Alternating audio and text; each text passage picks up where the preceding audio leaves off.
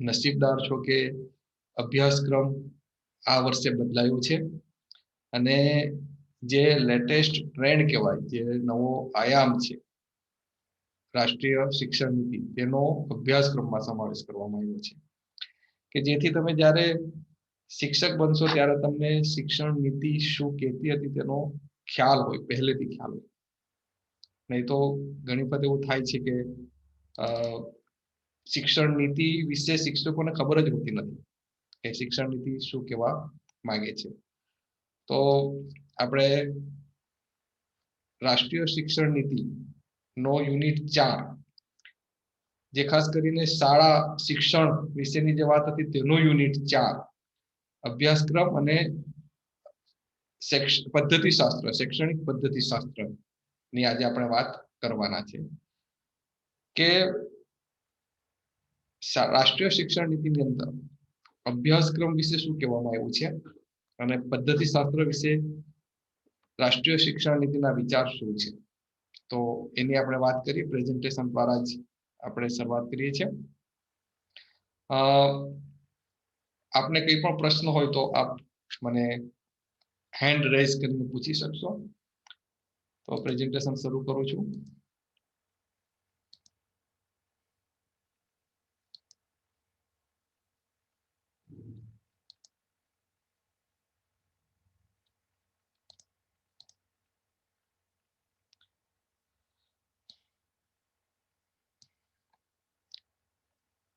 શાળાઓમાં અભ્યાસક્રમ અને શિક્ષણ શાસ્ત્ર એ રાષ્ટ્રીય શિક્ષણ નીતિના શાળા શિક્ષણના ચોથા યુનિટનો મુદ્દો છે ને આપણા જે ચોથું યુનિટ છે રાષ્ટ્રીય શિક્ષણ નીતિ 2020 એનો બીજો મુદ્દો છે, યાદ રાખજો. એમાં લખ્યું છે સ્કૂલ કરિક્યુલમ એન્ડ પેડાગોજી, શાળા અભ્યાસક્રમ અને શિક્ષણ શાસ્ત્ર અથવા તો અધ્યયન શાસ્ત્ર પણ એને કહી શકો. જ્યારે તમે આ ચેપ્ટર ખોલો છો તેમાં લખ્યું છે અધ્યયન સર્વાંગી, અનુબંધિત, આનંદદાયી અને પ્રવૃત્તિમય હોવું જોઈએ. આવું ટાઇટલમાં લખેલું છે. રાષ્ટ્રીય શિક્ષણ નીતિ નું જે PDF ડોક્યુમેન્ટ તમારી પાસે છે તેનો જો તમે અભ્યાસ કર્યો હોય તો આવું લખવામાં આવેલ છે, અધ્યયન સર્વાંગી હોવું જોઈએ. એટલે કે વિદ્યાર્થીમાં રહેલી તમામ શક્તિનો વિકાસ કરતું શિક્ષણ હોવું જોઈએ. અનુબંધિત હોવું જોઈએ, એટલે કે વિષયો વચ્ચેના અનુબંધની વાત તો ખરી જ, પણ સાથે સાથે સમાજ સાથે શિક્ષણ અનુબંધિત હોવું જોઈએ. એ જે કંઈ પણ શિક્ષણ પ્રાપ્ત કરે છે તેનો એ સમાજમાં ઉપયોગ કરી શકતો હોવો જોઈએ, એના વ્યવહારમાં ઉપયોગ કરી શકતો હોવો જોઈએ. શિક્ષણ દ્વારા મેળવેલા જ્ઞાનના કારણે એની આસપાસ બનતી ઘટનાને, એના વ્યવહારને એ સમજી શકતો હોવો જોઈએ. તો અનુબંધિત હોવું જોઈએ. વિષયો વચ્ચે, શિક્ષણ અને સમાજ વચ્ચે, અને શિક્ષણ અને પ્રાપ્ત કરેલા જ્ઞાનનો વ્યવહારમાં ઉપયોગ સંબંધિત અનુબંધિત હોવું જોઈએ. આનંદદાયી હોવું જોઈએ, એટલે કે વિદ્યાર્થીને શિક્ષણ લેવું ગમવું જોઈએ. એવી રીતે તમારે અધ્યયન અનુભવો વિદ્યાર્થીને આપવાના છે કે જેથી વિદ્યાર્થીને શિક્ષણ પ્રાપ્ત કરવું ગમે, એ સતત પ્રવૃત્તિશીલ રહે, એને કંઈક ચેલેન્જ મળતી રહે, એ ચેલેન્જ ને અનુરૂપ કઈ ને કઈ શોધખોળ કરતો રહે, કોઈને કોઈ તારણ પર પહોંચતો રહે, તો એને એમ કે શિક્ષણ પ્રાપ્ત કરવાનું ગમશે. પ્રવૃત્તિમય હોવું જોઈએ, વિદ્યાર્થી સતત સક્રિય હોવો જોઈએ. તો આ જે વાત છે અધ્યયન સર્વાંગી, અનુબંધિત, આનંદદાયી અને પ્રવૃત્તિમય હોવું જોઈએ, તેને ધ્યાને લઈને શાળાઓમાં અભ્યાસક્રમ કેવો હોવો જોઈએ અને શિક્ષણ શાસ્ત્ર કેવું હોવું જોઈએ, એટલે કે વિષય વસ્તુને રજૂઆત કરવાની રીત કેવી હોવી જોઈએ કે જેથી વિદ્યાર્થી આનંદદાયી રીતે શિક્ષણ પ્રાપ્ત કરે, એ સતત પ્રવૃત્તિમય રહે અને એ જે જ્ઞાન મેળવે છે તેનો વ્યવહારમાં ઉપયોગ કરી શકે, એના થકી વિદ્યાર્થીનો સર્વાંગીણ વિકાસ થાય. તો એ મુદ્દા આપણે જોઈએ. પહેલો છે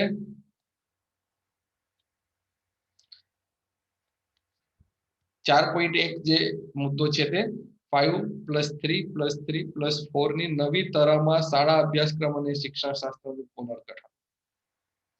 એમાં બહુ સરસ વાત કરી છે કે અધ્યતા વિકાસના વિવિધ તબક્કે વિકાસ સંબંધિત જરૂરિયાતો, રસ, રુચિ અને અધ્યયન જરૂરિયાતોને અનુરૂપ શાળા શિક્ષણના અભ્યાસક્રમ અને અધ્યાપન શાસ્ત્રના માળખાને પુનર્ગઠિત કરવામાં આવશે. સામાન્ય રીતે શિશુ અવસ્થા, બાલ્ય અવસ્થા, કિશોર અવસ્થા, યુવા અવસ્થા વગેરે અવસ્થા દરમિયાન દરેક વ્યક્તિની જરૂરિયાતો બદલાતી હોય, રસ અને રુચિ બદલાતા હોય. તો એ દરેક તબક્કે બાળકની જરૂરિયાત શું છે, બાળકને શું કરવું ગમે છે, બાળકની રુચિ કઈ છે વગેરેને ધ્યાને રાખીને જો આપણે શિક્ષણનું માળખું ગોઠવીએ તો જે તે તબક્કે વિષય વસ્તુ અને વિષય વસ્તુની રજૂઆતની રીત વિશે આપણે ખૂબ સારી રીતે વિચારી શકીએ. બરાબર સમજી લેજો, આ મુદ્દો ખૂબ મહત્વનો છે. એટલા માટે શિક્ષણના માળખાને પુનર્ગઠિત કરવામાં આવ્યું છે. પહેલાનું માળખું આપ જાણો છો 8+2+2, કોઈ એને 10+2 પણ કહેતું, એટલે કે 1 થી 8 એ પ્રાથમિક, 9-10 માધ્યમિક, 11-12 ઉચ્ચતર માધ્યમિક. કોઈ એને 10+2 કહેતું, કોઈ એને 8+2+2 કહેતું. હવે એ માળખું બદલીને પુનર્ગઠિત કર્યું છે. તે કયું છે? 5+3+3+4. એટલે એમ કહેવાય કે પહેલા 5 વર્ષ એટલે 3 થી 8 વર્ષ, અને એ સામાન્ય રીતે કિશોર અવસ્થાનો ગાળો છે, બાલ્ય અવસ્થાનો ગાળો છે. તો એ અવસ્થા દરમિયાન બાળકની રસ રુચિ શું છે, બાળકને કેવી રીતે શીખવું ગમે છે, બાળક નવું કેવી રીતે શીખે છે, બાળકની જરૂરિયાત શું છે, એ ધ્યાને લઈને શિક્ષણને ગોઠવવું પડશે. પછી આવે છે +3, એટલે કે 3, 4, 5, એટલે કે 8 થી 11 વર્ષ, કે એ દરમિયાન બાળક તરુણ અવસ્થા તરફ ગતિ કરતો હોય, એટલે કે તરુણ બનવાની શરૂઆત કરતો હોય, અને એ દરમિયાન એની રસ રુચિ જરૂરિયાત વગેરે બદલાય છે. તો શિક્ષણ પણ બાળકની બદલાતી જરૂરિયાત મુજબ ગોઠવાવું જોઈએ. તો બીજો ગાળો છે 3 વર્ષનો, કે એ 8 થી 11 વર્ષનું બાળક હોય, ધોરણ 3, 4, 5. પછી બીજો ગાળો છે બીજા 3 વર્ષનો, કે એ 11 થી 14 વર્ષનું બાળક હોય, એટલે કે હવે તરુણ બની ગયું છે, યુવાન તરફ હવે એની ગતિ શરૂ થાય છે. પણ આ તરુણ અવસ્થા છે, એટલે કે વચ્ચેના 2 તબક્કા છે, 3+3, એ તરુણ અવસ્થાના છે. પહેલા બાળક બાલ્ય અવસ્થાના છે, પછીના તરુણ અવસ્થાના છે, કે જેની અંદર બાળકની રસ રુચિ જરૂરિયાત વગેરેને ધ્યાને લઈને શિક્ષણ ગોઠવી શકે. અને પછીના 4 વર્ષ, એટલે કે 14 થી 18 વર્ષ, 9, 10, 11, 12, કે જેમાં બાળક યુવાન અવસ્થા તરફ ગતિ કરે છે. એ સમયે પણ બાળકની જરૂરિયાત, રસ રુચિ, શીખવાની રીત વગેરે બદલાતી હોય, તો એને ધ્યાને લઈને શિક્ષણ ગોઠવવું જોઈએ. તો પહેલું વિચારીએ આપણે 5 વર્ષ છે બાલ્ય અવસ્થા. બાલ્ય અવસ્થામાં બાળકની રસ કયો હોય, રુચિ કયું હોય, એ કેવી રીતે શીખે છે, બાળકની જરૂરિયાત શું છે, બાળકને શું કરવું ગમે છે, એને ધ્યાને રાખીને શિક્ષણ ગોઠવવું જોઈએ. પછી 3+3 ને આપણે સાથે લઈએ કે 6 વર્ષ, તો એ તરુણ અવસ્થા છે. તો એ દરમિયાન બાલ્ય કે કિશોર અવસ્થા કરતા એની રસ રુચિ જરૂરિયાત વગેરે બદલાતા હોય, શીખવાની રીત બદલાતી હોય, તો હવે એને ધ્યાને રાખીને શિક્ષણ ગોઠવવું જોઈએ. અને પછી યુવા અવસ્થા તરફ છેલ્લા 4 વર્ષ, એ વખતે પણ ઘણા બધા ફેરફારો એનામાં આવે છે. તો એ ફેરફારને ધ્યાને લઈને શિક્ષણ ગોઠવવું જોઈએ. તો એમ કહે છે કે અધ્યતા વિકાસના વિવિધ તબક્કે વિકાસ સંબંધિત જરૂરિયાતો, વિકાસના વિવિધ તબક્કા એટલે કિશોર અવસ્થા, તરુણ અવસ્થા, યુવા અવસ્થા વગેરે. તો એમ કે એ વિકાસના તબક્કા છે, ને એટલાનું તબક્કા પડ્યા છે કે એ તબક્કે બાળકના શરીરમાં અને મનો શારીરિક કેટલાક ફેરફારો થાય છે. માનસિક ફેરફાર થાય અને શારીરિક પણ ફેરફાર થાય છે. તો એ ફેરફારને ધ્યાને લઈને જો શિક્ષણ ગોઠવાય તો બાળકને શિક્ષણ લેવામાં રસ પડશે. તો અધ્યતાના વિકાસના વિવિધ તબક્કે વિકાસ સંબંધિત જરૂરિયાત, રસ રુચિ અને અધ્યયન જરૂરિયાતને અનુરૂપ શાળા શિક્ષણના અભ્યાસક્રમમાં અને અધ્યાપન શાસ્ત્રના માળખાને પુનર્ગઠિત કરવામાં આવશે. અને એ જે તરહ આવી છે તે 5+3+3+4 ની આવી છે. એ આપણે વાત કરેલી જ છે અગાઉ, એટલે આની હું બહુ ડિટેલમાં વાત નથી કરતો. ફાઉન્ડેશનલ સ્ટેજ 3 થી 8 વર્ષ, પૂર્વ પ્રાથમિકના 3 વર્ષ અને પ્રાથમિક શાળાના 2 વર્ષ, એટલે કે ધોરણ 1 અને 2. એ આપણે બહુ ડિટેલમાં કઈ તમારી સાથે મેં વાત કરી છે. પછી પ્રિપરેટરી સ્ટેજ 8 થી 11 વર્ષ, ધોરણ 3 થી 5. આ કિશોર અવસ્થા છે. આ 2 જે છે તે તરુણ અવસ્થા છે, મિડલ સ્ટેજ 11 થી 14 વર્ષ, 6 થી 8 ધોરણ. અને પછી યુવા અવસ્થા તરફની ગતિ છે, તરુણ અવસ્થાનો અંત ભાગ અને યુવા અવસ્થાની શરૂઆત સેકન્ડરી સ્ટેજ 14 થી 18 વર્ષ. 18 વર્ષથી તો યુવા અવસ્થા શરૂ થઈ જાય છે, પણ આ બદલાવ છે તે ધોરણ 9, 10, 11, 12. તો આ રીતે જે બાળકના વિકાસની તર છે તેને ધ્યાને રાખીને આખા શિક્ષણના માળખાને પુનર્ગઠિત કર્યું છે. અને હવે એ માળખા મુજબ અભ્યાસક્રમ અને શિક્ષણ શાસ્ત્ર વિશે વિચારવામાં આવશે, શૈક્ષણિક પદ્ધતિ વિશે વિચારવામાં આવશે. પૂર્વ પ્રાથમિક સોપાન 4 વર્ષ પરિવર્તનક્ષમ બહુસ્તરીય રમતગમત પ્રવૃત્તિ આધારિત શિક્ષણ અને પ્રારંભિક બાળ સંભાળ અને શિક્ષણને અનુરૂપ અભ્યાસક્રમ અને અધ્યયન પદ્ધતિને અમલીકૃત બનાવવામાં આવશે. એટલે પૂર્વ પ્રાથમિક સોપાનના 4 વર્ષ, અહીંયા આપણે 5 વર્ષ કહીએ છીએ, આ કે જેની અંદર બહુસ્તરીય એટલે કે આમ બી સામાન્ય રીતે તમે જ્યારે પ્રી પ્રાઇમરીમાં હોય ત્યારે બહુ ધોરણો એટલે કે સ્તર વિશે વિચારવામાં આવતું નથી. કોઈ બાળક 1 થી 10 પણ જેમ તેમ શીખતો હોય તો કોઈ બાળકને 100 સુધી આવડી ગયું, પણ બધા સાથે કામ કરતા હોય અને પોતાની ગતિ પ્રમાણે આગળ વધતા હોય. એટલે એમાં ઘણા બધા સ્તર જોવા મળે. કોઈ શરૂઆત કરતું હોય, કોઈને સામાન્ય આવડતું હોય, કોઈ ઘણું બધું શીખી ગયેલું હોય એના બેકગ્રાઉન્ડ મુજબ. તો એમ કે પૂર્વ પ્રાથમિક ના જે 3 વર્ષનું સોપાન છે અને 2 વર્ષનું પ્રાથમિકના પહેલા બીજા ધોરણનું મળીને 5 વર્ષનું જે સોપાન છે તેમાં જે અભ્યાસક્રમ છે તે પરિવર્તનક્ષમ હશે, સ્થાનિક જરૂરિયાતને ધ્યાનમાં રાખીને અભ્યાસક્રમમાં જરૂરી ફેરફાર કરી શકતા હશે, બહુસ્તરીય હશે, જુદા જુદા સ્તરના વિદ્યાર્થી એક જ ક્લાસમાં ભણતા હશે, રમત ગમત પર શિક્ષણને કેન્દ્રિત કરવામાં આવશે કે રમત ગમત દ્વારા શીખે, જે કંઈ પણ શીખે તે એ રમતા રમતા શીખે, પોતાના સ્વાધ્યાય સાથે કે શિક્ષક સાથે કે પોતે, પણ રમતા રમતા કંઈક નવા જ્ઞાનને પ્રાપ્ત કરે એ મુજબ શિક્ષણ ગોઠવવામાં આવશે. પ્રવૃત્તિ આધારિત હશે, બાળક સતત પ્રવૃત્તિ કરતો રહેશે, કેમ કે નાના બાળકને રમવું ગમે છે, પ્રવૃત્તિ કરવી ગમે છે, એને બેસીને સાંભળવું ગમતું નથી. વાર્તા સાંભળવી ગમે છે તો વાર્તા કહેવામાં આવશે, જોડકણા અથવા તો અભિનય ગીત કરાવવામાં આવશે કે જે બાળકને કરવું ગમે છે. તો જે અર્લી ચાઇલ્ડ કેર એજ્યુકેશન છે, પ્રારંભિક બાળ સંભાળ શિક્ષણ ની જે પદ્ધતિ છે એ પદ્ધતિનો ઉપયોગ પ્રથમ 5 વર્ષના સમયગાળા દરમિયાન કરવામાં આવશે. Early child care education ECCE ને એમાં મોટે ભાગનું શિક્ષણ પ્રવૃત્તિ અને રમત ગમત આધારિત હશે અને એની અંદર અભ્યાસક્રમની અંદર સ્થાનિક જરૂરિયાત મુજબ ફેરફારને અવકાશ રહેશે. પ્રાથમિક શિક્ષણના 3 વર્ષોમાં પૂર્વ પ્રાથમિક શિક્ષણના રમત ગમત, અન્વેષણ અને પ્રવૃત્તિ આધારિત અભ્યાસક્રમ અને અધ્યાપન પદ્ધતિને ચાલુ રાખવામાં આવશે. કોઈનું ઓડિયો ઓન છે? ઓડિયો વૈદિકા ટંડેલ. ઓકે, તો પ્રથમ 4 વર્ષ, અહીં આપણે 5 વર્ષ લેવાના છે, જેમાં અર્લી ચાઇલ્ડ કેર એજ્યુકેશનના જે સિદ્ધાંત છે શિક્ષણના તેને અમલીકૃત બનાવવામાં આવશે. રમત ગમત પ્રવૃત્તિ આધારિત શિક્ષણ હશે. બાકીના 3 વર્ષ એટલે કે બીજો તબક્કો આ 3 વર્ષનો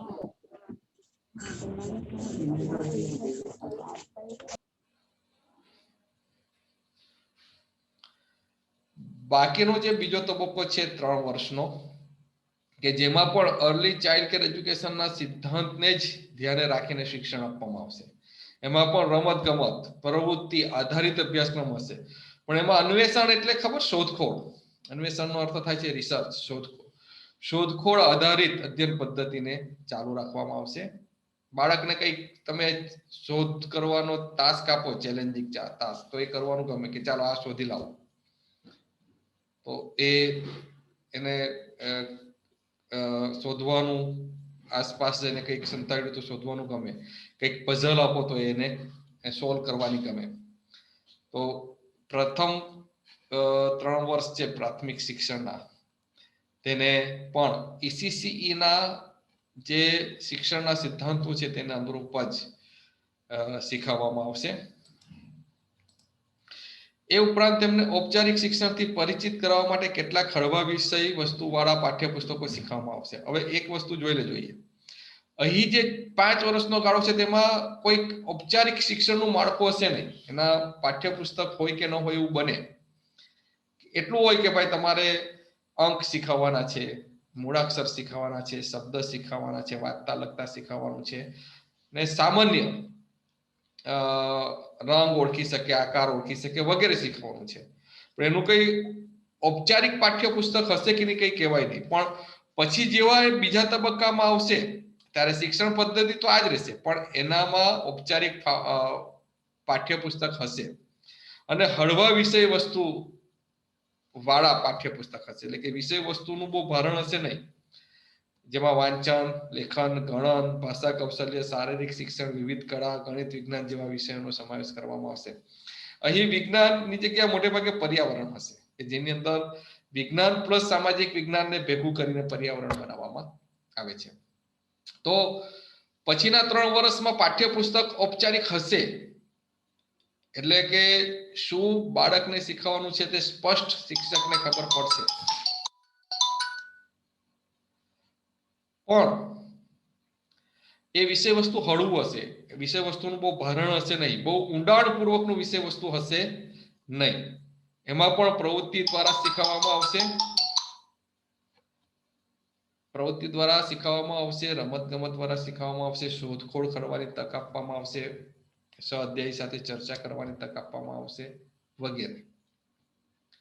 અને વિષય વસ્તુ તરીકે વાંચન, લેખન, ગણનના કૌશલ્ય હશે. વિજ્ઞાનની સામાન્ય કેટલીક બાબતનો અભ્યાસક્રમમાં સમાવેશ કરવામાં આવશે, જેમ કે વનસ્પતિના ભાગો અને પાન, પર્ણ, થડ વગેરે ખબર હોય, મૂળ વગેરે. ગણિતમાં પણ સામાન્ય બેઝિક ક્રિયાઓ, સરવાળા, બાદબાકી વગેરે શીખવવામાં આવશે. આ પ્રથમ 3 વર્ષની વાત કરું છું. આ 5 વર્ષ પછીના 3 વર્ષ. ઉચ્ચ પ્રાથમિક તબક્કામાં, એટલે કે હવે આ 3 વર્ષ પ્રાથમિક તબક્કાના અધ્યાપન શાસ્ત્રના અભ્યાસક્રમની શૈલીને અનુસરીને 3 વર્ષ શિક્ષણ કાર્ય કરવામાં આવશે, પરંતુ દરેક વિષય વસ્તુ વધુ અમૂર્ત ખ્યાલોને શીખવવા અને ચર્ચા માટે વિષય નિષ્ણાતોની ખાસ નિમણૂક કરવામાં આવશે. હવે જો શૈક્ષણિક પદ્ધતિ તો તે જ રાખવામાં આવશે, રમત ગમત, પ્રવૃત્તિ અને શોધખોળ, આ 3 વર્ષના ગાળામાં પણ હવે વિષય વસ્તુમાં થોડુંક ઊંડાણ આવશે, અમૂર્ત ખ્યાલો આવશે. દાખલા તરીકે અણુ પરમાણુનો ખ્યાલ અમૂર્ત છે, આપણે બતાવી શકવા નથી. કોષ અમૂર્ત છે, બતાવી શકવાના નથી. તો અમૂર્ત ખ્યાલોને શીખવવામાં આવશે, પણ અધ્યયન શૈલી તો જે પ્રથમ 5 વર્ષ અને 3 વર્ષ છે તે મુજબ જ રાખવામાં આવશે. અને ખાસ કરીને આ 2-3 વર્ષના તબક્કા છે તેમાં અભ્યાસક્રમની શૈલી, વિદ્યાર્થીને જે શૈક્ષણિક અનુભવ આપવામાં આવે છે તે લગભગ સરખા હશે, એમ કહે છે. તો આ પછીના 3 વર્ષ દરમિયાન વિષય વસ્તુ તરીકે શું હશે, તો જે પ્રાથમિક તબક્કામાં જે શીખે છે તેને થોડુંક વધારે ઉડાણપૂર્વક શીખવવામાં આવશે અને કેટલાક અમૂર્ત ખ્યાલોને પણ એમાં સમાવવામાં આવશે. એ પછીના 3 વર્ષનું છે, જેમાં શું કીધું છે, વિજ્ઞાન, ગણિત, વિવિધ કલાઓ, સામાજિક જ્ઞાન અને માનવ વિદ્યા શાખાના વિષયોનો સમાવેશ થશે. માનવ વિદ્યા શાખા એટલે હ્યુમેનિટીઝ, એટલે ભાષાઓ, વિવિધ ભાષાઓ નો એમાં સમાવેશ કરવામાં આવશે. તો જે ઉચ્ચ પ્રાથમિક સ્તર છે, એટલે કે 6, 7, 8, 11 થી 14 વર્ષમાં વિજ્ઞાન વિષય તરીકે હશે, ગણિત હશે, વિવિધ કલાઓ 8 હશે, સામાજિક વિજ્ઞાન હશે અને માનવ વિદ્યા શાખાના વિષયો હશે. જુદા જુદા વિષયોને અલગ અલગ રીતે વિશિષ્ટ પદ્ધતિથી શીખવવામાં આવશે, કેમ કે વિજ્ઞાનની પદ્ધતિ જુદી છે. વિજ્ઞાનના કોઈ વિષય વસ્તુનું શિક્ષણ કરવું હોય તો એની ચોક્કસ પદ્ધતિ છે. અવલોકનો નોંધવા, એ જે અવલોકનો નોંધે છે એટલે કે માહિતી પ્રાપ્ત કરે છે તેનું વિશ્લેષણ કરવું અને તારણ પર પહોંચવું એ વિજ્ઞાનની રીત છે. ગણિતમાં તર્ક કરવો, તર્કના આધારે સોલ્યુશન મેળવવું એ ગણિતની રીત છે. ભાષાઓમાં અર્થગ્રહણ કરવું, સાંભળવું, એમ કહેવાય ને કે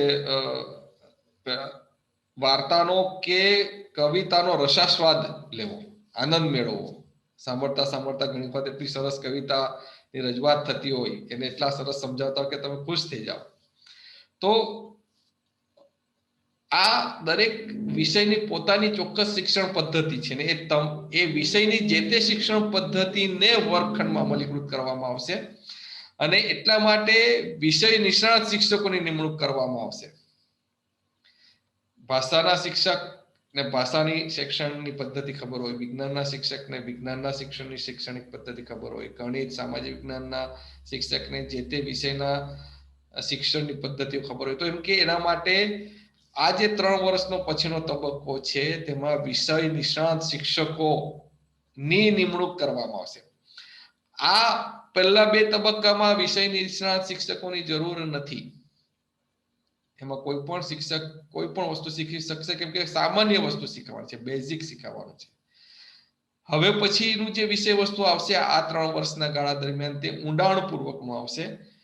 એમાં હવે વિષયની લાક્ષણિકતાઓ પણ સામેલ થશે ને માટે જે તે વિષયને જે તે વિષયની વિશિષ્ટ પદ્ધતિ દ્વારા શીખવવું પડશે અને એટલા માટે જે તે વિષય માટે જે તે વિષયના નિષ્ણાત શિક્ષકોની જરૂર પડશે એમ કહેવાય છે.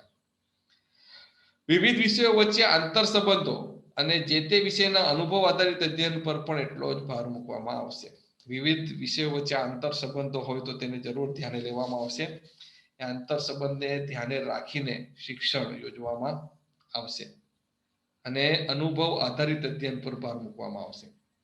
દાખલા તરીકે અનુભવ આધારિત અધ્યયન એટલે વિજ્ઞાનનો કોઈ પ્રયોગ વિદ્યાર્થી જાતે કરે. ગણિતની અંદર ગુંજાશ માપવાની છે કોઈક વસ્તુની, તો એ ગુંજાશ વિદ્યાર્થી જાતે માપીને એ વસ્તુ કેટલું કદ ધારણ કરે છે તે નક્કી કરશે. સામાજિક વિજ્ઞાનની અંદર કોઈ સ્થળની મુલાકાત લઈને, ઐતિહાસિક સ્થળની મુલાકાત લઈને એનો ઇતિહાસ જાતે જાણવા પ્રયત્ન કરશે, તો ફિલ્ડ વિઝિટ એમાં કરશે. વિજ્ઞાનમાં કોઈ પ્રોજેક્ટ કાર્ય કરશે તો એ અનુભવ આધારિત જ્ઞાન હશે. વિદ્યાર્થી જાતે એમાંથી પસાર થઈને નવું શીખશે. તો આ 3 વર્ષના ગાળા દરમિયાન અનુભવ આધારિત અધ્યયન પર પણ ભાર મૂકવામાં આવશે. માધ્યમિક શિક્ષણના 4 વર્ષમાં બહુવિદ્યા શાખાકીય અભ્યાસ પર વધુ ભાર મુકાશે. બહુવિદ્યા શાખાકીય અભ્યાસ એટલે એક કરતા વધુ વિષયોને સમાવવામાં આવશે.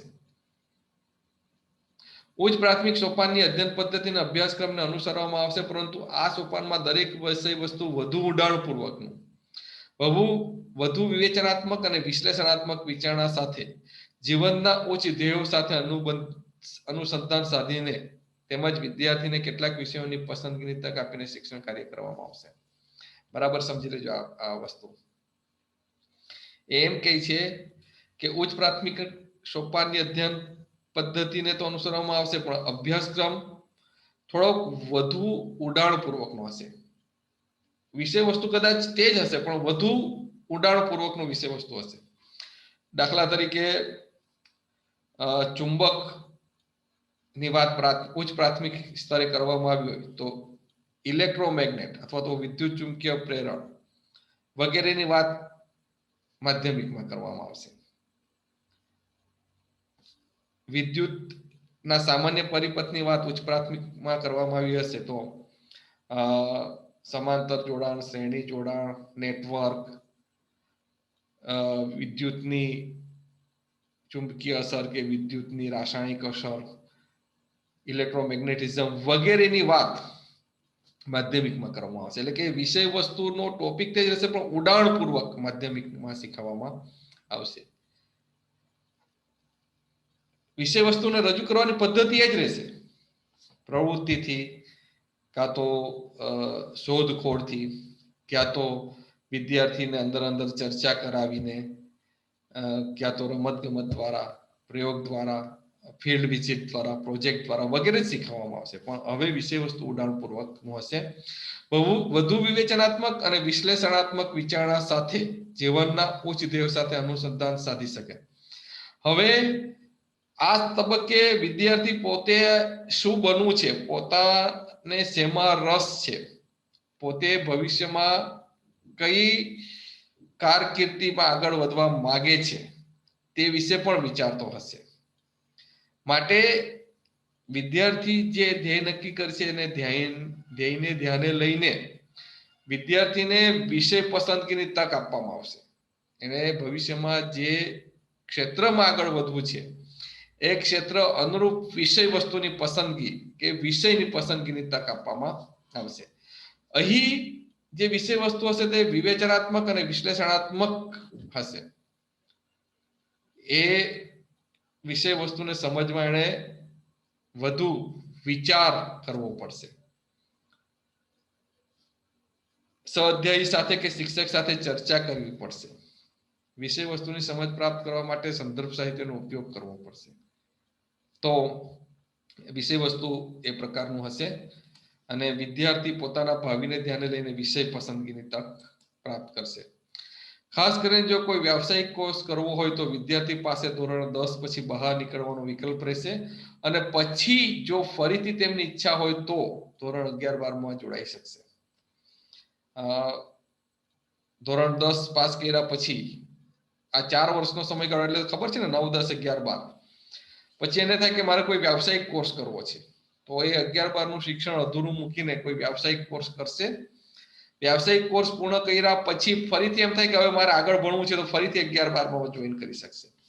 વ્યાવસાયિક કોર્સ એટલે ઇલેક્ટ્રિશિયનનો કોર્સ, પ્લમ્બરિંગનો કોર્સ, કોમ્પ્યુટરનો કોઈ કોર્સ કે જેના થકી એને ઇન્કમ પ્રાપ્ત થઈ શકે, એ નાણાકીય ઉપાર્જન કરી શકે. એવો વ્યાવસાયિક કોર્સ કરવો હશે તો 10 પછી એ અભ્યાસ છોડીને આખો વ્યાવસાયિક કોર્સ પૂરો કરી શકશે અને પછી જો ફરીથી એને 11-12 ભણવાની ઈચ્છા થાય તો એ જોઈન પણ કરી શકશે. આ સોપાનો સંપૂર્ણ રીતે અભ્યાસક્રમ અને અધ્યાપન શાસ્ત્ર સંબંધિત છે જે બાળકોના બોધાત્મક વિકાસને ધ્યાને લઈને વિદ્યાર્થીના અધ્યયનને શ્રેષ્ઠ બનાવવા રચાયેલ છે. જે બરાબર આ પણ સમજી લેજો.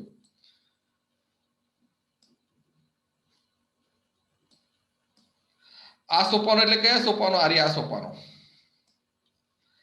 5, 3, 3, 4 સંપૂર્ણ રીતે અભ્યાસક્રમ અને અધ્યાપન શાસ્ત્ર સંબંધિત છે જે બાળકોના બોધાત્મક વિકાસને ધ્યાને લઈને વિદ્યાર્થીના અધ્યયનને શ્રેષ્ઠ બનાવવા માટે રચાયેલ છે. એટલે બોધાત્મક વિકાસ એટલે આ 5 વર્ષના ગાળા દરમિયાન એની જે વિચારવાની શક્તિ છે તે પછીના આ 3 વર્ષના ગાળા દરમિયાન જે શક્તિ હોય છે તેના કરતા અલગ હોય છે. આ 3 વર્ષના ગાળા દરમિયાન વિદ્યાર્થીની જે સમજ શક્તિ હોય છે તે આ 3 વર્ષના ગાળા દરમિયાન વિદ્યાર્થીની જે સમજ શક્તિ હોય છે તેના કરતા થોડી અલગ હોય છે. એ જ રીતે 4 વર્ષના ગાળા દરમિયાન જે સમજ શક્તિ વિકસેલી હોય તે આ 3 વર્ષના ગાળા કરતા કંઈક અલગ હોય છે. તો આ જે એની બોધાત્મક શક્તિ છે તે આ તમામ તબક્કા દરમિયાન અલગ અલગ હોય છે અને એની જે બોધાત્મક શક્તિ એટલે કે વિચારવાની અને સમજ પ્રાપ્ત કરવાની શક્તિને ધ્યાને લઈને આ ગાળા રચવામાં આવ્યા છે અને એના કારણે જ્યારે જે તે ગાળાની અંદર વિદ્યાર્થીની બોધાત્મક શક્તિને ધ્યાને લઈને વિષય વસ્તુ અને શિક્ષણની પદ્ધતિનો ઉપયોગ કરવામાં આવશે કે જેથી વિદ્યાર્થી સારી રીતે શિક્ષણ પ્રાપ્ત કરી શકે. એની જરૂરિયાત દરેક ગાળામાં અલગ અલગ છે. તો એની જરૂરિયાત એની રસ રુચિ મુજબ શિક્ષણ પ્રયોજવામાં આવશે. આ દરેક તબક્કે રાષ્ટ્રીય અને રાજ્ય અભ્યાસક્રમ અને અધ્યાપન વ્યૂહરચનાના વિકાસને માર્ગદર્શિત કરશે. આ દરેક તબક્કો રાષ્ટ્રીય અને રાજ્યનો જે અભ્યાસક્રમ બનશે તેને એ માર્ગદર્શન આપતો રહેશે કે આમ કરવાનું છે તમારે. હવે 4.4 બાળકોનો સર્વાંગીણ વિકાસ.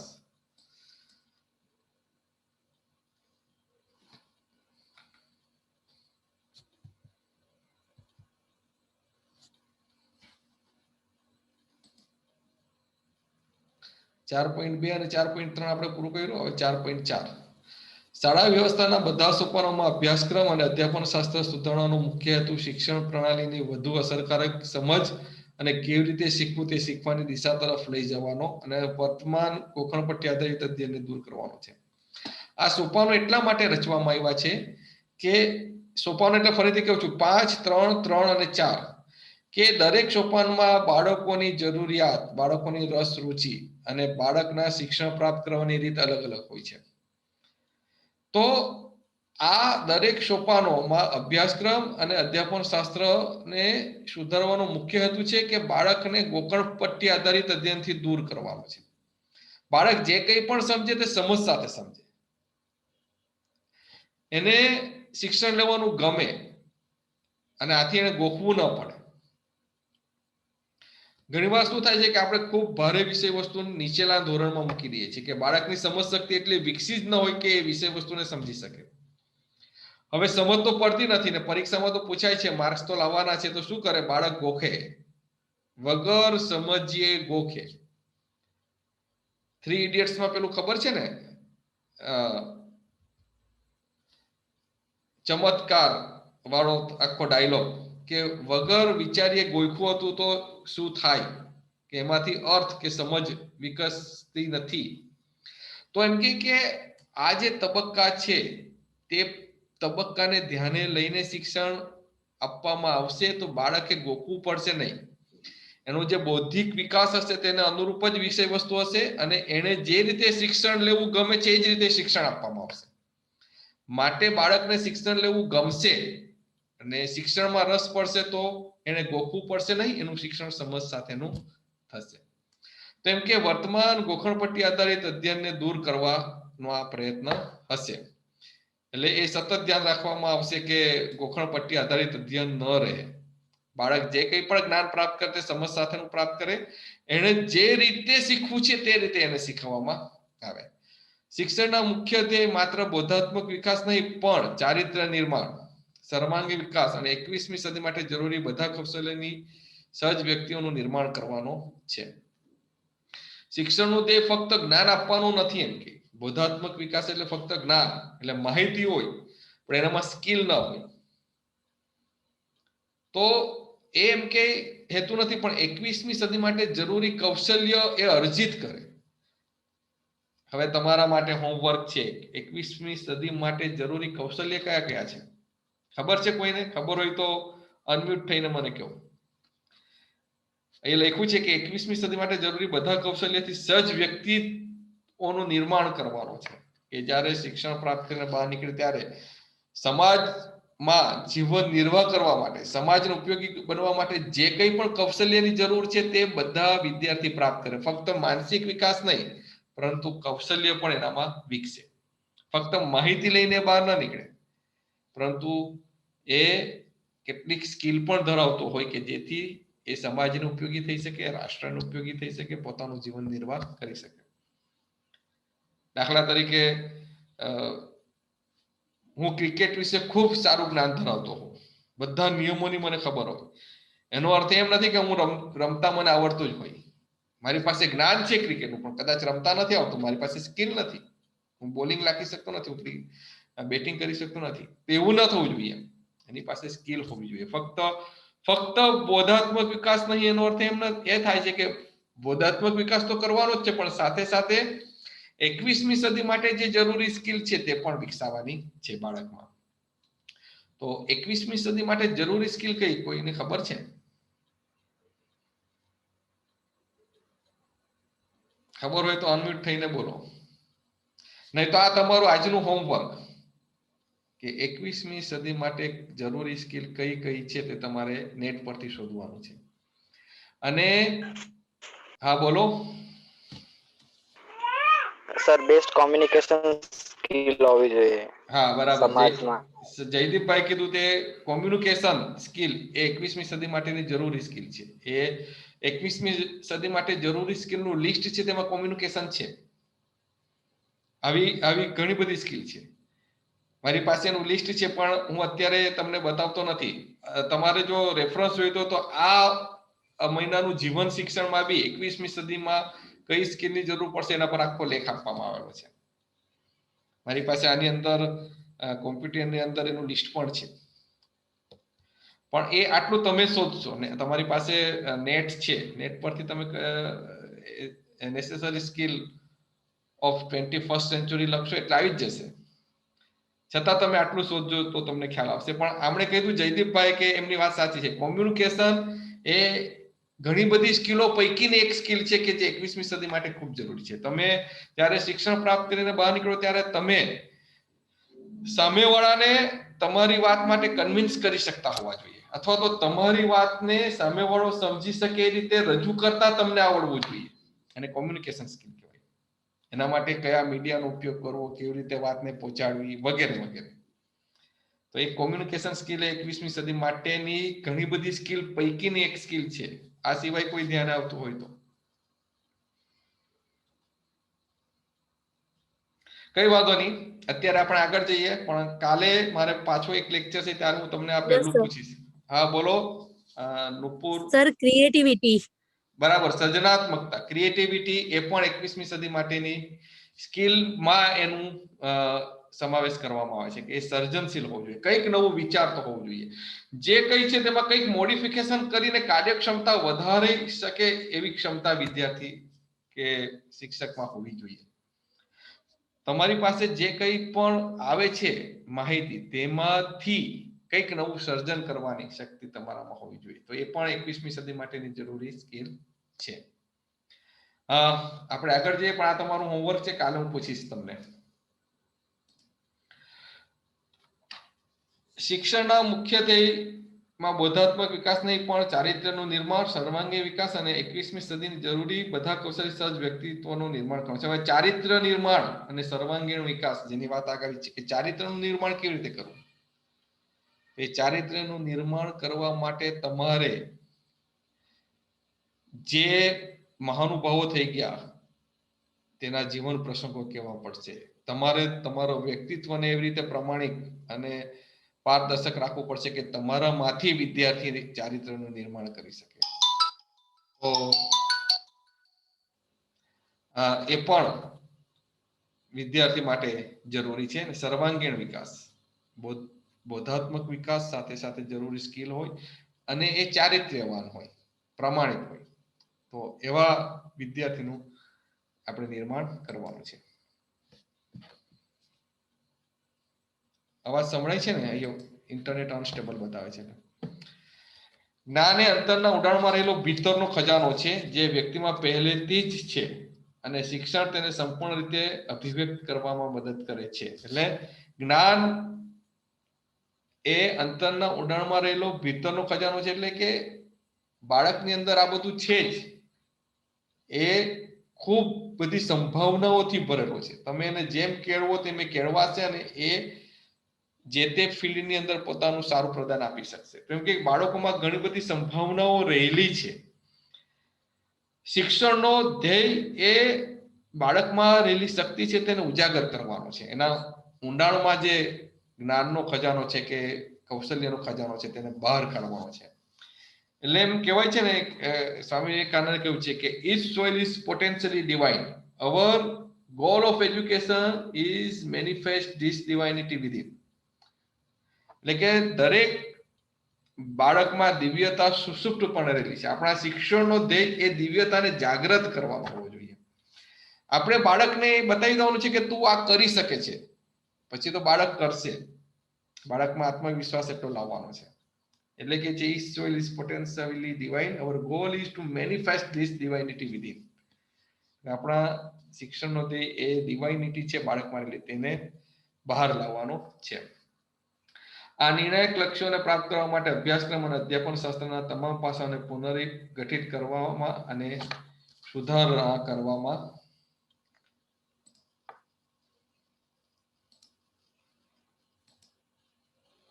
આવશે.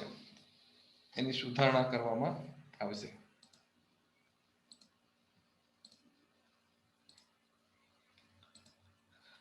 પૂર્વ પ્રાથમિક શાળાથી ઉચ્ચ શિક્ષણ સુધીના દરેક તબક્કે એક ચોક્કસ પ્રકારના મૂલ્ય અને કૌશલ્યની યાદી તૈયાર કરવામાં આવશે, જેને અભ્યાસક્રમ અને અધ્યાપન પદ્ધતિ સાથે સાંકળી લેવામાં આવશે. બરાબર. હવે જોજો કે આપણે વાત તો કરી કે જ્ઞાન વિદ્યાર્થીમાં હોવું જોઈએ, ચારિત્ર્યવાન હોવો જોઈએ, સ્કિલ હોવી જોઈએ, અને પ્રમાણિક હોવો જોઈએ, અને એનો એ રીતે સર્વાંગીણ વિકાસ થવો જોઈએ.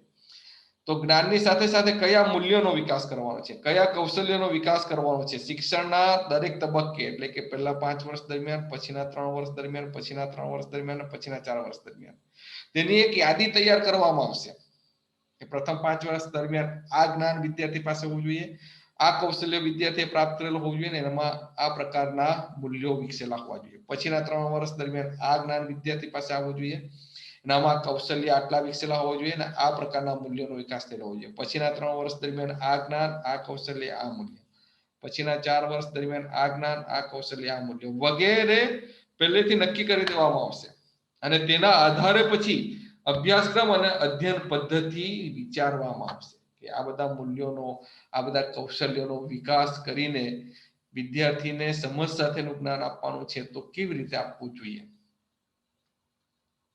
આ યાદી વિચારીને તૈયાર કરવામાં આવશે અને એનસીઈઆરટી ના જવાબદારી સોંપી છે આવશે જ પાછળ. એનસીઈઆરટી ને કહી દીધું છે કે ભાઈ તમે આ બધા મૂલ્યો અને કૌશલ્યની યાદી તૈયાર કરો કે કયા તબક્કે કયા મૂલ્ય અને કયા કૌશલ્યનો વિકાસ કરવાનો છે. અધ્યયન અધ્યાપન પદ્ધતિ અને વર્ગ વ્યવહારોમાંથી આ કૌશલ્ય અને મૂલ્યો વિદ્યાર્થીના જીવનમાં ઉતરે એ માટે વિશિષ્ટ રીતે અભ્યાસક્રમ માળખું અને શિક્ષણ પ્રક્રિયાને વિકસિત કરવામાં આવશે. એટલે આ બધું અભ્યાસક્રમ થકી કરવામાં આવશે.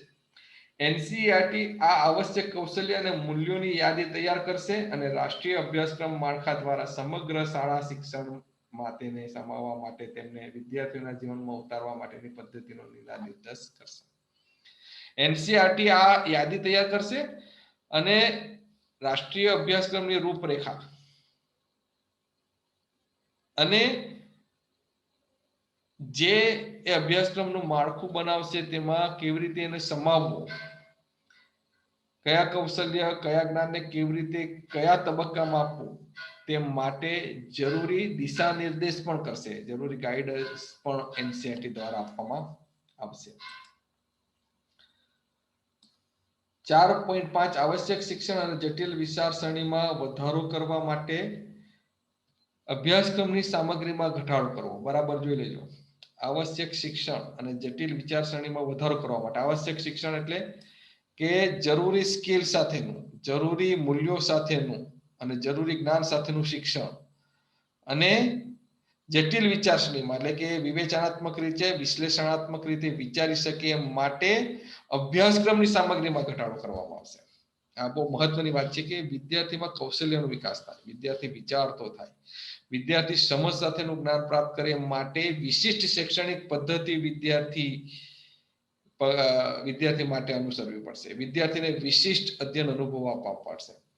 એવી વખતે જો વિષય વસ્તુ ખૂબ બધું લઈએ તો વિશિષ્ટ અધ્યયન અનુભવો આપવા માટે વિશિષ્ટ શૈક્ષણિક પદ્ધતિનો વિષય વસ્તુની રજૂઆત માટે ઉપયોગ કરવા માટેનો સમય ન રહે. એના કારણે ઘણી વખત આપણે ફક્ત ચોક અને ટોક દ્વારા અભ્યાસક્રમ પૂરો કરીએ છીએ. બાળકને પ્રયોગ કરવાનો, બાળકને વિચાર કરવાનો, બાળકને પ્રોજેક્ટ આપવાનો, બાળકને અંદર ચર્ચા કરવીને વિષય વસ્તુ સમજ પ્રાપ્ત કરવાની તક આપતા નથી. કેમ કે આપણી પાસે અભ્યાસક્રમનું ભારણ ખૂબ મોટું છે. તો એમ કહે છે કે હવે બાળકમાં કૌશલ્ય વિકસે, સમજ સાથેનું જ્ઞાન પ્રાપ્ત કરે એ માટે અભ્યાસક્રમ ઘટાડવામાં આવશે. તો વિશ્લેષણ આધારિત, ચર્ચા આધારિત, અન્વેષણ આધારિત, પ્રશ્ન પદ્ધતિ આધારિત, વિવેચનાત્મક વિચારણા આધારિત અને સર્વાંગી અધ્યયન માટે જરૂરી સમય મળે તે માટે અભ્યાસક્રમના વિષય વસ્તુને ઘટાડીને માત્ર ચાવીરૂપ અને અત્યાવશ્યક બાબતોનો જ અભ્યાસક્રમમાં સમાવેશ કરવામાં આવશે. બિનજરૂરી મુદ્દાઓને અભ્યાસક્રમમાંથી કાઢી નાખવામાં આવશે. અમુક મહત્વના સિદ્ધાંતો કે જે તેને આસપાસની ઘટના સમજવામાં મદદરૂપ બને. વ્યવહારમાં કઈ બાબતનો ઉપયોગ કરવો વિદ્યાર્થી માટે જરૂરી છે એ ધ્યાને રાખવામાં આવશે કે આટલી બાબત જો એ જાણી લે તો એ વ્યવહારમાં ખૂબ સારી રીતે એનો ઉપયોગ કરી શકશે ને એનો વ્યવહાર ખૂબ સારી રીતે ચાલશે. તો એટલી બાબતને જ વર્ગખંડમાં વિષય વસ્તુ તરીકે સમાવવામાં આવશે. જે તે ઉંમરે વિદ્યાર્થીને કયા જ્ઞાનની જરૂર છે એ ધ્યાને રાખીને એટલું જ જ્ઞાન આપવા પ્રયત્ન કરવામાં આવશે, પણ એ જ્ઞાન વિશિષ્ટ રીતે આપવામાં આવશે. વિદ્યાર્થીને ચર્ચા કરવાની તક આપવામાં આવશે. વિદ્યાર્થીને સંદર્ભ સાહિત્યમાંથી માહિતી શોધવાની તક આપવામાં આવશે. પ્રશ્ન પૂછીને શિક્ષણ પ્રાપ્ત કરવાની તક આપવામાં આવશે. પ્રવૃત્તિ કે પ્રયોગ કરીને શિક્ષણ મેળવવાની તક આપવામાં આવશે. પ્રોજેક્ટ કે ફિલ્ડ વિઝિટ કરીને શિક્ષણ આપવાની પ્રયત્ન કરવામાં આવશે. તો આ બધું કરવા માટે વિષય વસ્તુનું ભારણ ઘટાડવામાં આવશે. જરૂર જેટલું જ વિષય વસ્તુ કે જે બાળકને ઉપયોગી થઈ શકે એટલું જ રાખવામાં આવશે. આપણે ઘણા કહીએ છીએ ને કે આ બધું ભણ્યા આપણને જીવનમાં ક્યાંથી કામ લાગ્યું નહીં, આપણે ઘણી વખત કહીએ છીએ. તો એવું ન થાય કે આ બધા ભણવાનો શું અર્થ, મને તો કોઈ જગ્યાએ કામ જ નથી લાગ્યું. તો એમ કે પહેલા જે જરૂરી છે ને જીવન માટે, એને વજન કરતા આવડે છે, એને ગણતરી કરતા આવડે છે કે ભાઈ ઓરડો આટલો મોટો છે તો તેમાં કેટલી ટાઇલ્સની જરૂર પડશે, એક 12 ટાઇલ્સની કિંમત આટલી હોય તો આટલી ટાઇલ્સ માટે કેટલી કિંમતની જરૂર પડશે વગેરે ગણતરી કરતા આવડે છે. એ 5-6 વસ્તુ કોઈ દુકાન અહીંથી લઈ તો એ 5-6 વસ્તુ ના કેટલા પૈસા થયા તેની ગણતરી કરતા આવડે છે એને. એક જણ એમ કે ભાઈ બટાકા 80 રૂપિયા કિલો છે તો 250 બટાકા લઈ તો એને કેટલા રૂપિયા આપવા પડશે તેનો ખ્યાલ આવે છે વગેરે. એવી બેઝિક સ્કિલ એકદમ. અને આસપાસની ઘટના અગાઉ વાત કરી તેમ કે મેઘધનુષ જોઈ છે તો એને ખ્યાલ આવે કે કેવી રીતે મેઘધનુષ રચાય છે, એ આસપાસ બનતી ઘટના છે. એ અવકાશમાં જોઈ છે તો અવકાશમાં એને તારા કે ગ્રહ દેખાય તો એ તારા કે ગ્રહ ઓળખી શકે છે. ચંદ્રની કળા કેવી રીતે થાય છે એનો ખ્યાલ છે, એની આસપાસ બનતી ઘટના છે. ગરમ પાણી થોડો સમય બહાર મૂકી રાખવામાં આવે તો કેમ તરત ઠંડુ થઈ જાય છે, ખ્યાલ છે, આસપાસ બનતી ઘટના છે. તો આવા બધા ઘટનાને સમજી શકે કે જે એની આસપાસ સતત બનતી રહી છે, તેવા જ વિષય વસ્તુને સમાવવામાં આવશે. આ અતિ આવશ્યક વિષય વસ્તુ મુખ્ય સંકલ્પનાઓ, વિચારો તેમજ ઉપયોજન અને સમસ્યા નિરાકરણ પર ધ્યાન કેન્દ્રિત કરશે. કઈ કઈ વિષય વસ્તુ? તો ઉપયોજન એટલે કે એને જીવનમાં ઉપયોગી હોય, એના જીવનમાં સમસ્યાને દૂર કરતી હોય. મુખ્ય સંકલ્પનાઓ એટલે કે જે મહત્વ ના કોન્સેપ્ટ છે તેને જ આમાં મૂકવામાં આવશે. દાખલા તરીકે ગુરુત્વાકર્ષણ એ સમજવું જરૂર છે તો એ ઘણી બધી ઘટનાને સમજી શકશે. ગુરુત્વાકર્ષણ જો એ સમજશે તો દોડો ઉપર ફેંકીએ છે તો એ સતત ઉપર જ કેમ નથી જતો, થોડેક જઈને કેમ પાછો નીચે આવશે તેનો ખ્યાલ આવશે જો ગુરુત્વાકર્ષણ એ સમજેલો હશે તો.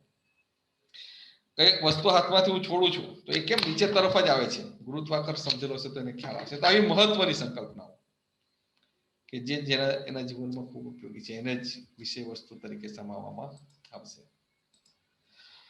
અધ્યયન અને અધ્યાપન અને અધ્યયન વધુ દ્વિપક્ષીય પ્રત્યાયન દ્વારા હાથ ધરવામાં આવશે, જેમાં પ્રશ્ન પૂછવા પ્રોત્સાહિત કરવામાં આવશે અને વર્ગખંડના સત્રમાં વિદ્યાર્થીઓના ઉડાણપૂર્વક અને અનુભવ આધારિત અધ્યયન માટે નિયમિતપણે સર્જનાત્મક, સહયોગી, અન્વેષણાત્મક અને વધુ પ્રાયોગિક પ્રવૃત્તિનું આયોજન કરવામાં આવશે.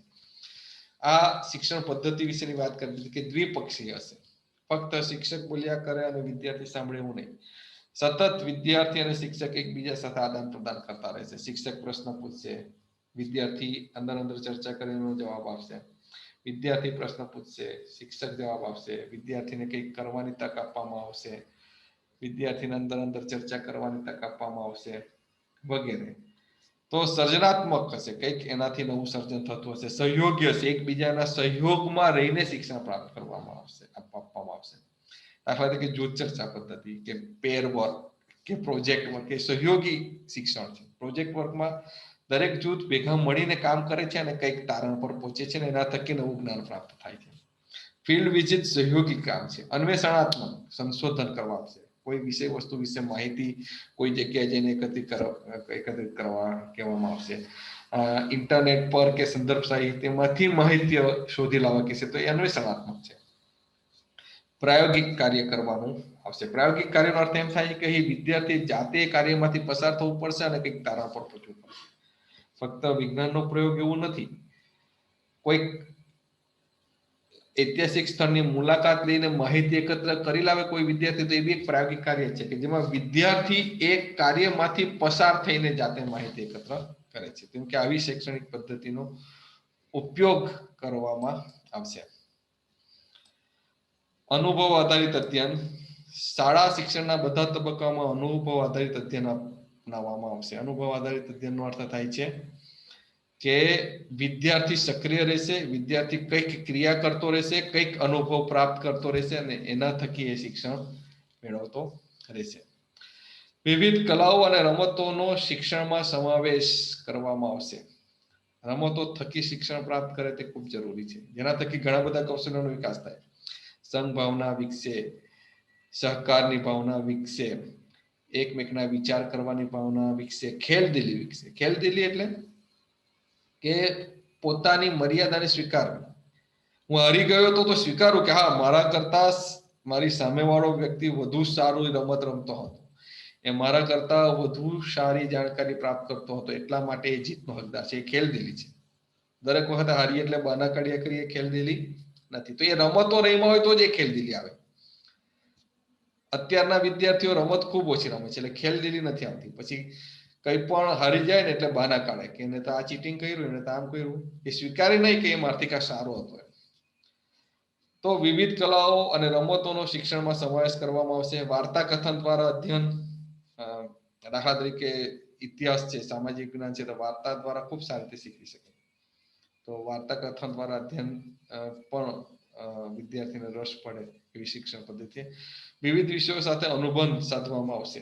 અગાઉ આની વાત કરી જ છે કે કોઈ એક વિષય વસ્તુ કોઈ એક વિષયનું છે, એ વિષય વસ્તુ કોઈ બીજા વિષયના વિષય વસ્તુ સાથે સંલગ્ન હોય તો એ બંને વિષય વસ્તુને કોઈ એક જ જગ્યાએ શીખવવામાં આવશે. બંને જગ્યા અલગ અલગ શીખવવા કરતા એ બંને વિષય વસ્તુને સાથે કરીને એક જ જગ્યાએ શીખવવામાં આવે તો સમજ વધારે સારી રીતે વિકસે છે. તો એમ કે અનુબંધ જોવામાં આવશે. અનુભવ સાધીને શિક્ષણ આપવામાં આવશે કે જેથી શિક્ષકનું અને વિદ્યાર્થી બંનેનું ભારણ ઘટે.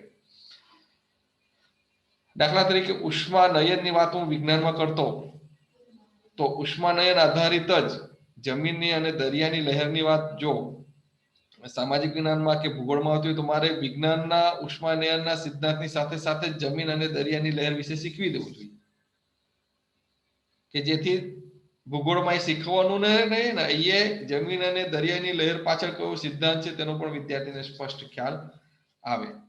તો આ અનુબંધ છે. તો એ અનુબંધને શિક્ષકે ધ્યાને રાખવું જોઈએ. દાખલા તરીકે પ્રકાશના પાઠમાં પડછાયાની વાત આવે છે કે કોઈ પણ પ્રકાશીય માર્ગમાં અપારદર્શક વસ્તુ આવે તો એનું પડછાયો પાછળ રચાય છે. તો એ પડછાયાના સિદ્ધાંતની વાત કરતા કરતા જ મારે ચંદ્રની કળા કે જે ભૂગોળમાં છે તે શીખવી દેવી જોઈએ, કે જેથી ખબર પડે કે ચંદ્રની કળા બીજું કઈ નથી પરંતુ પૃથ્વીનો ચંદ્ર પરનો પડછાયો છે. તો ભૂગોળમાં એ નહીં શીખવાનું, એ શીખવી દેવાનું. અથવા તો પડછાયાની વાત વિજ્ઞાનમાં નથી શીખવાની, ભૂગોળમાં શીખવી દે ચંદ્રની કળા વખતે. તો એ જે તે ઘટના પાછળની કારણનો પણ વિદ્યાર્થીને ખ્યાલ આવશે. તો એ અનુબંધિત શિક્ષણ છે. તો એ એમ કે ધ્યાને લેવું જોઈએ. અધ્યયન નિપજોને સિદ્ધ કરવામાં જે અધૂરું રહી જાય છે તેને દૂર કરવા માટે ક્ષમતા આધારિત શિક્ષણ પદ્ધતિને અનુસરવામાં આવશે. અને મૂલ્યાંકન પણ દરેક વિષય માટે નક્કી કરેલી ક્ષમતાઓ અને અધ્યયન નિપજોના આધારે જ કરવામાં આવશે. આ બહુ મહત્વની વાત કરી છે.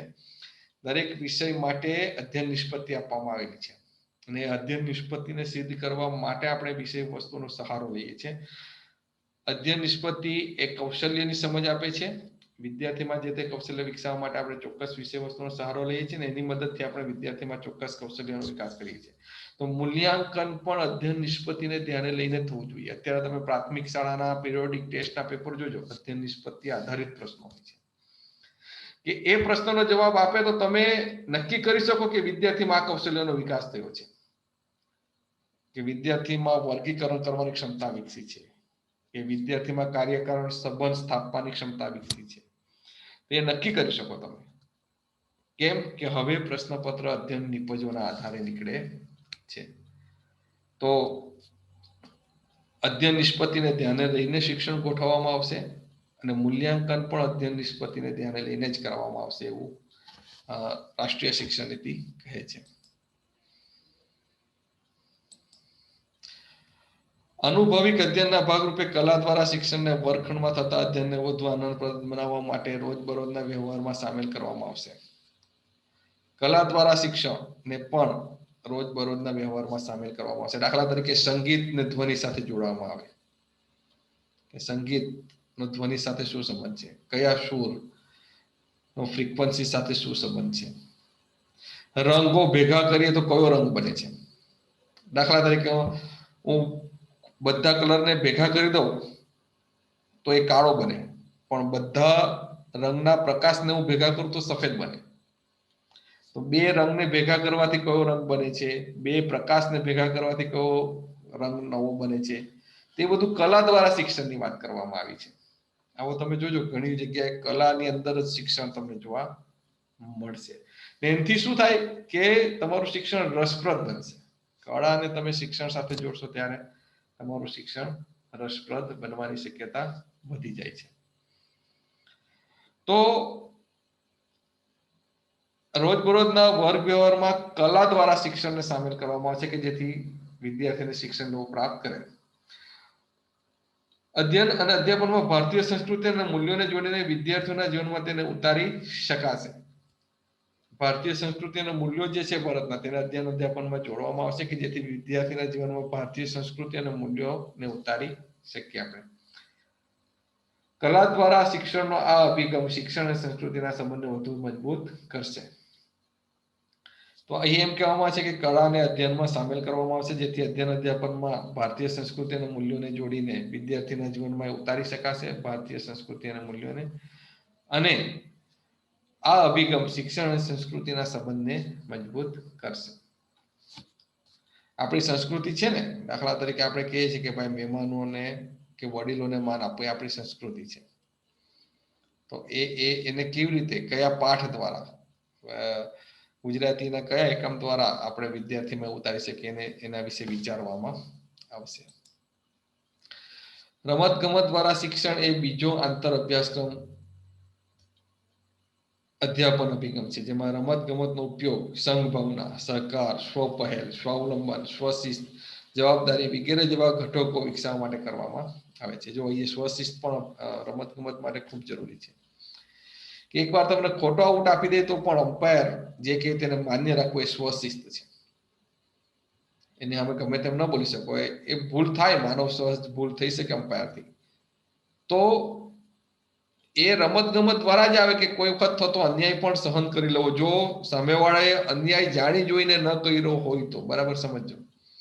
ભૂલથી થઈ ગયું હોય તો એ સ્વીકારી લેવો છે કે માણસ માત્ર છે, ભૂલને પાત્ર છે.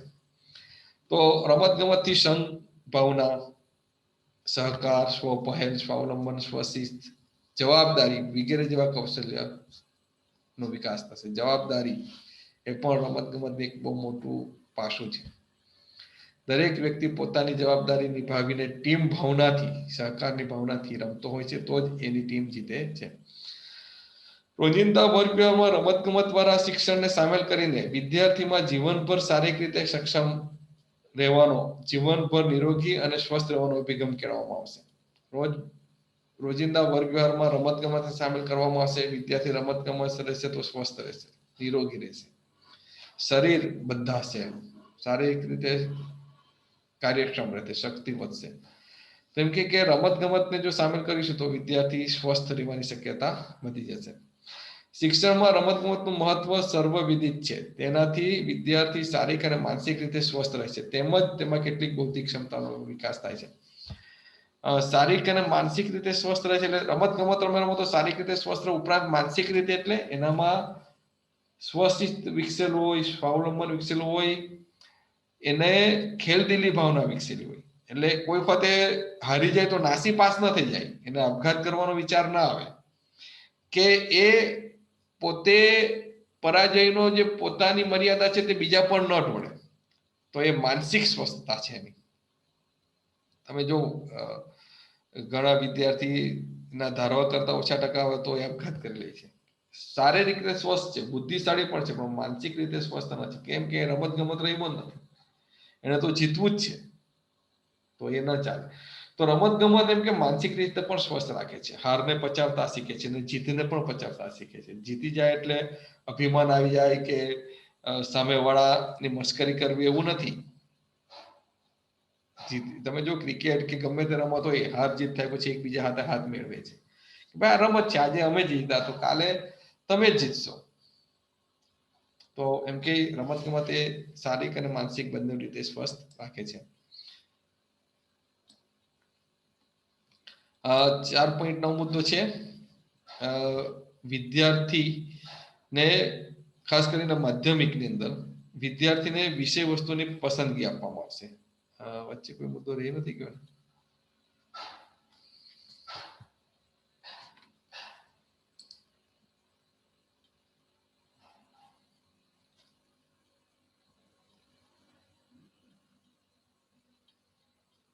ઓકે. વિદ્યાર્થીઓને અભ્યાસ માટે ખાસ કરીને માધ્યમિક શાળામાં અભ્યાસ માટે વિષયોની વધુ અનુકૂળતા અને પસંદગી આપવામાં આવશે અને માધ્યમિક એટલે કે 9, 10, 11, 12 એટલે કે છેલ્લો 4 વર્ષનો તબક્કો એમાં ઘણા બધા વિષય વસ્તુની પસંદગીની વિદ્યાર્થીને તક આપવામાં આવશે. અત્યારે 6 કે 7 વિષય વસ્તુ છે એમાંથી જ પસંદ કરવાને એવું નહીં, ઘણા બધા વિષય વસ્તુ હશે. એમાં કળા, સંગીત પણ એક વિષય તરીકે હશે, રમત ગમત પણ એક વિષય તરીકે હશે, તો એમાંથી બી એ પસંદ કરી શકશે. સંગીતમાં પણ વિવિધ પ્રકારના સંગીત વિષય તરીકે હશે, તો એને પસંદ કરી શકશે. કિંજલ બેને હાથ ઊંચો કર્યો છે, કે પ્રશ્ન છે? સર બીજી લિંક આવી ગઈ છે અમારી, સરે મોકલેલી છે. ઓકે, તો આપણે એ પૂરું કરીએ છીએ. 4.9 મુદ્દાથી કાલે આપણે આગળ ચલાવીશું, બરાબર? કદાચ પ્રકાશભાઈ આજે એક લેક્ચર લેવાના છે પાછું, એટલા માટે. તો આપણે અહીંયા એન્ડ કરીએ છીએ, કાલે આપણે આજથી આગળ જઈશું. ઓકે, બરાબર છે ને? હું અહીંયા એન્ડ કરું છું મીટિંગ. કાલે આપણે 4.9 થી આગળ જઈશું.